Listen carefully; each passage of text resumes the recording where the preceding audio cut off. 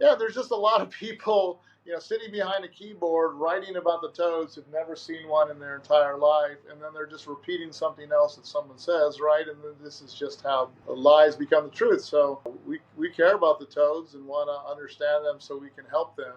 We've just learned, that there's way bigger issues than hippies milking toads that are having any effect.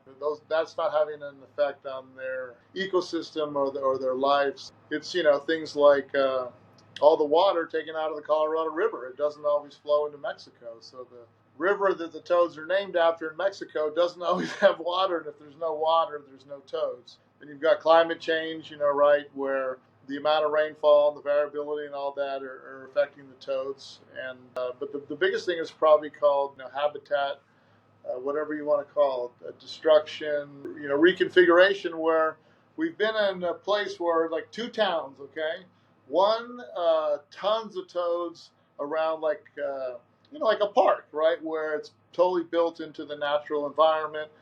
And then you go down 10 miles away in the same river system, right?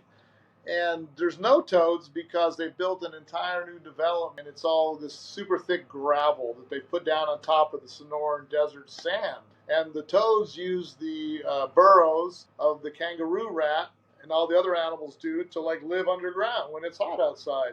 But if there's, if there's, I don't know, what was there, like a half foot? There's a good, if you got a half foot or a foot of this super heavy gravel, the toads have no chance. You know what I mean? So they can't live there. So you just basically took a section of the Sonoran Desert. You might as well have just poured cement on top of it.